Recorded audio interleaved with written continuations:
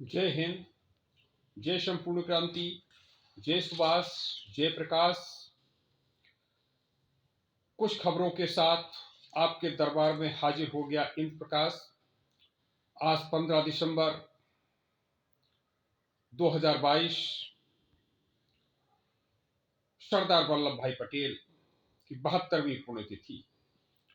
इस अवसर पर किसान नेत्री श्रीमती चौधरी किरण सिन्हा,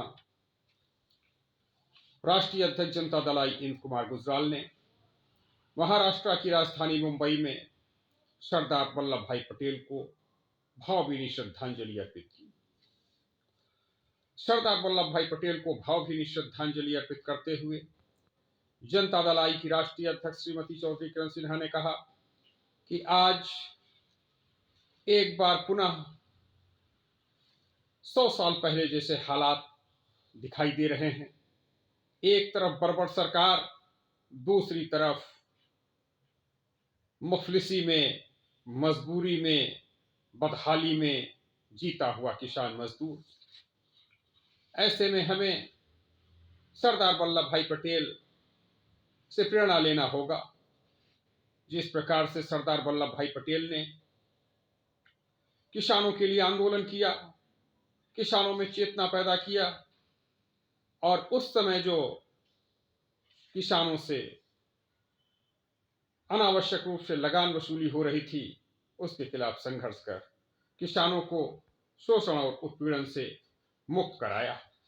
उसी प्रकार से आज भारत की 135 करोड़ जनता को शोषण और उत्पीड़न से मुक्त कराने की जरूरत है। आज सरदार वल्लभ भाई पटेल के अधूरे सपनों को पूरा करने की जरूरत है। सरदार वल्लभ भाई पटेल ने राष्ट्रीयकरण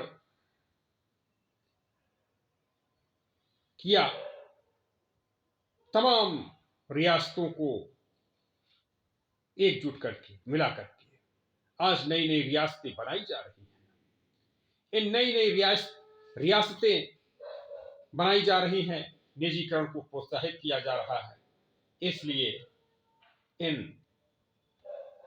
रियासतों के खिलाफ, आधुनिक रियासतों के खिलाफ संघर्ष करना होगा। निजीकरण किसी भी कीमत पे भारत की 135 करोड़ जनता के हित में नहीं है। ये पूंजीवाद, सामंतवाद को बढ़ावा देने वाला ही।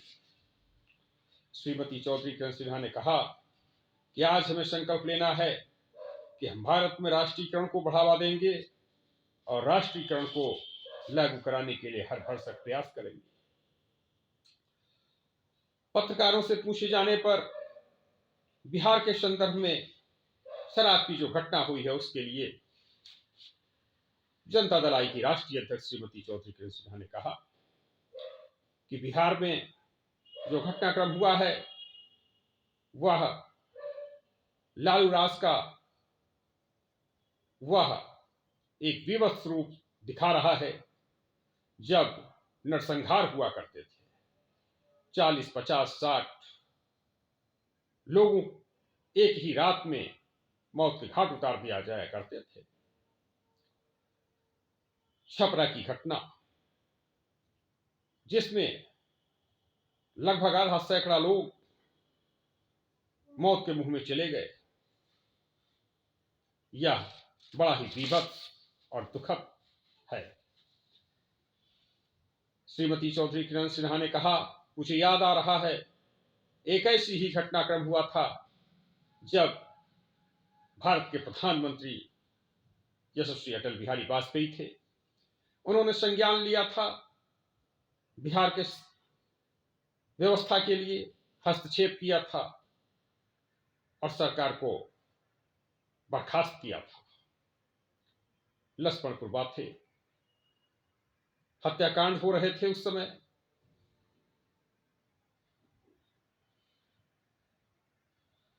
आज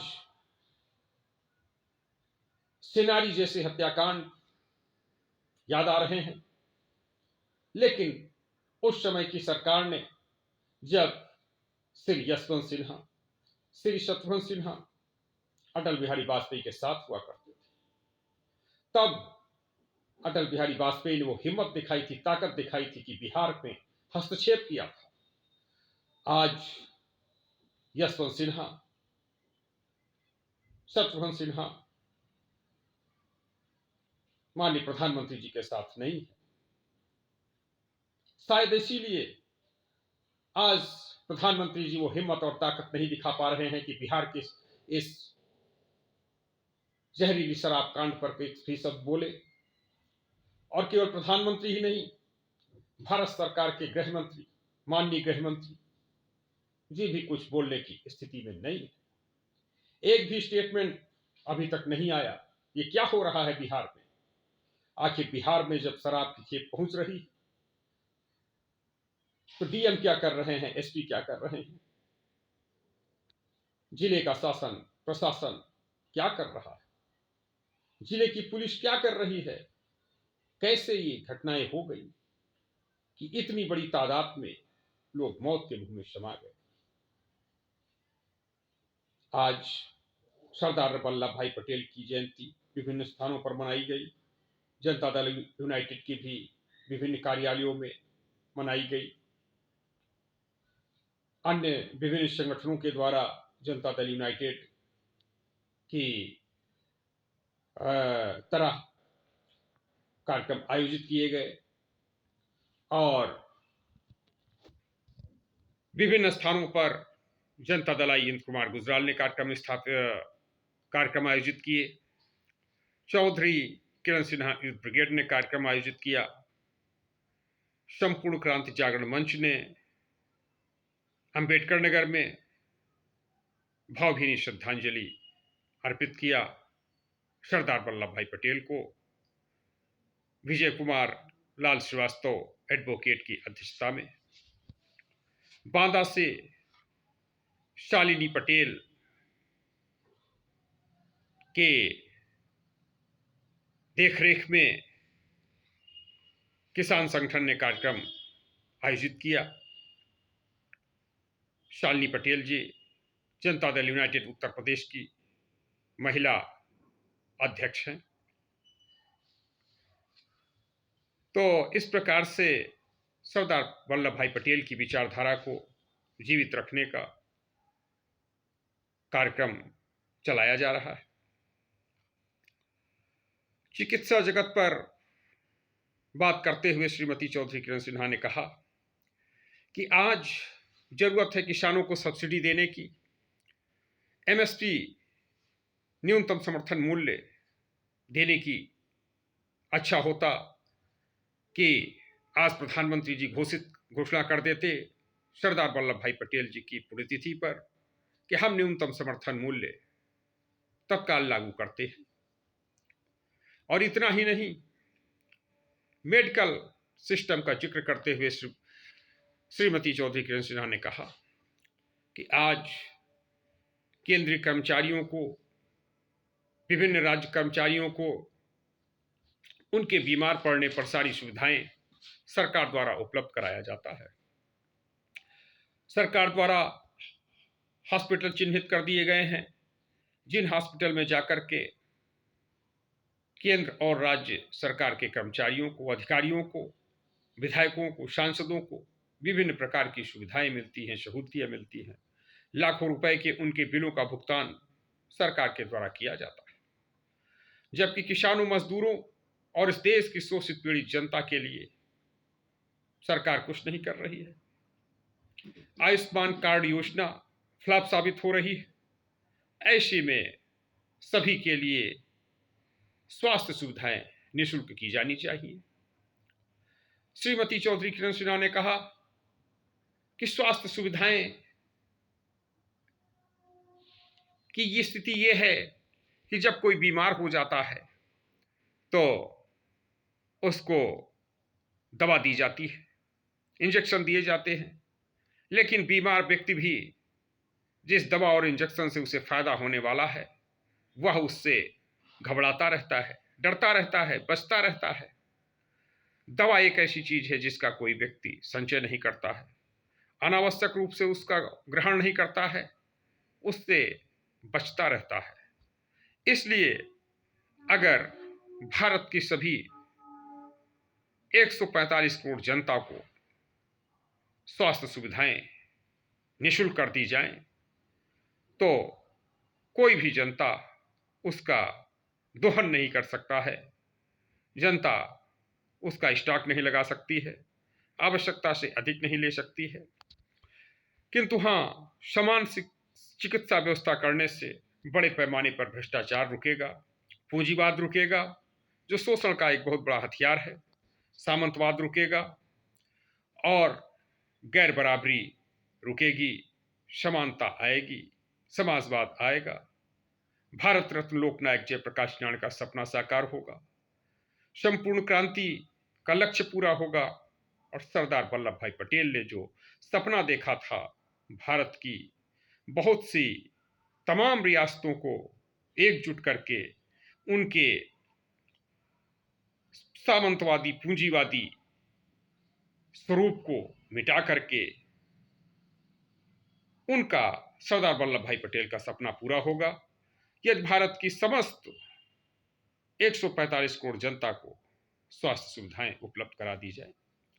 श्रीमती चौधरी किरण सिन्हा ने कहा कि आज स्वास्थ्य सुविधाएं केवल 10 करोड़ लोगों को ही सही पैमाने पे मिल पा रही हैं जिनका जीवन स्तर अच्छा है। 10-20 लाख रुपए खर्च करना स्वास्थ्य सेवाओं में जिनके लिए मायने नहीं रखता, जिनकी क्षमता है, लेकिन इस देश की 135 करोड़ जनता जिसको 10-20 रुपए भी बुखार और जुखाम की दवाई के लिए भी सोचना पड़ता है, वो कैसे 10, 20, 30, 25, 50 लाख और अब तो करोड़ रुपए की भी सीमा पार हो रही है। जिस प्रकार से चिकित्सा में बढ़ोतरी हो रही है, इसलिए आज हम सबको मिलकर के एकजुट होकर के अपनी शिक्षा, चिकित्सा, सुरक्षा, रोजगार, संपत्ति में अधिकार के लिए लड़ाई लड़नी होगी, कदम कदम पर लड़ना होगा और हमें अपनी बातचीत में अपनी शिक्षा, चिकित्सा, सुरक्षा, रोजगार, संपत्ति के अधिकार का मुद्दा बनाना होगा। माननीय श्रीमती चौधरी किरण सिन्हा, राष्ट्रीय अध्यक्ष जनता दल आई ने आह्वान किया लोगों से कि आप सब जब भी आपस में बात करें तो अपनी बुनियादी सवालों पर बात करें। जब भी आप टेबल टॉक करें, जब भी गपशप करें, तो उस गपशप का भी हिस्सा आपका शिक्षा, चिकित्सा, सुरक्षा, रोजगार, संपत्ति में अधिकार होना चाहिए। क्योंकि अगर आपके पास रोजगार नहीं है, आपके पास संपत्ति नहीं है, आपके पास शिक्षा नहीं है, आपकी सुरक्षा नहीं है, आपको चिकित्सा सेवाएं, सुविधाएं नहीं मिल रही हैं, तो यह संविधान का भी बहुत बड़ा अपमान है। आपके साथ तो अन्याय अत्याचार हो ही रहा है। भारतीय संविधान निर्माताओं की मंशा पर भी सवाल उठ रहा है और आज जब हम सरदार वल्लभ भाई पटेल को याद करते हैं तो उनका योगदान देशी रियासतों के विलय तक ही प्रायः सीमित कर दिया जाता है, जबकि यह नहीं होना चाहिए। श्रीमती चौधरी किरण सिन्हा ने कहा कि सरदार वल्लभ भाई पटेल का योगदान भारतीय संविधान निर्माण में बड़ा व्यापक रूप रहा। सरदार वल्लभ भाई पटेल भारतीय संविधान की विभिन्न समितियों के अध्यक्ष रहे। यह दीगर बात है कि कुछ जातिवादी ताकतों द्वारा यह छुपाया जाता है या बताया नहीं जाता है। जिन ताकतों के द्वारा भारत रत्न डॉक्टर राजेंद्र प्रसाद इस भारत के प्रथम, द्वितीय, अद्वितीय राष्ट्रपति डॉक्टर राजेंद्र प्रसाद के भारतीय संविधान निर्माण में योगदान को भुलाया जा रहा है, बताया नहीं जा रहा है कि भारतीय संविधान निर्मात्री सभा के स्थायी अध्यक्ष कौन थे? डॉक्टर राजेंद्र प्रसाद थे। उसी प्रकार से सरदार वल्लभ भाई पटेल को भी उपेक्षित किया जा रहा है, उनका इतिहास छुपाया जा रहा है, बताया नहीं जा रहा है जातिवादी ताकतों द्वारा। इसलिए आज सभी समाजवादी ताकतों का मुख्य लक्ष्य होना चाहिए कि वह इस बात को सुनिश्चित करें कि हम गांव-गांव जाएंगे, गली-गली जाएंगे, घर-घर जाएंगे और हर घर में संविधान की बात बताएंगे। हर घर संविधान को पहुंचाएंगे और संविधान में विशेष भूमिका निभाने वाले, संविधान निर्माण में योगदान देने वाले संविधान निर्मात्री सभा के स्थायी अध्यक्ष रहे भारत रत्न डॉक्टर राजेंद्र प्रसाद जी के बारे में बताएंगे। किसानों के मसीहा रहे, बारदोली सत्याग्रह के अगुआ रहे भारत रत्न सरदार वल्लभ भाई पटेल के बारे में बताएंगे। सरदार वल्लभ भाई पटेल ने किस प्रकार से भारतीय संविधान को बनाने में अपनी भूमिका निभाई है, और सरदार वल्लभ भाई पटेल की बेटी मृणाल बेन के बारे में हम बताएंगे कि मृणाल बेन किस तरीके से त्याग तपस्या किया और किस प्रकार से अपना कष्टकारी जीवन जीते हुए भारतीय स्वतंत्रता संग्राम एवं आंदोलन में योगदान दिया। ये है भारत की महिलाओं की असली तस्वीर, जिसे जातिवादी संप्रदायवादी ताकतों द्वारा छुपाया जा रहा है। और इस प्रकार से आज सरदार वल्लभ भाई पटेल पर विभिन्न कार्यक्रम विभिन्न जगहों पर आयोजित किए गए, संगोष्ठियां हुई जिनमें किसानों मजदूरों के हितों की बात की गई। तो हम सभी को मिलकर के सरदार वल्लभ भाई पटेल का सपना साकार करने के लिए आगे आना है और समाज को बदलना है, समाज में सबको अधिकार देना है, समाजवाद लागू कराना है, संपूर्ण क्रांति का लक्ष्य पूरा करना है। और आप सभी को जय हिंद, जय संपूर्ण क्रांति, जय सुभाष, जय प्रकाश।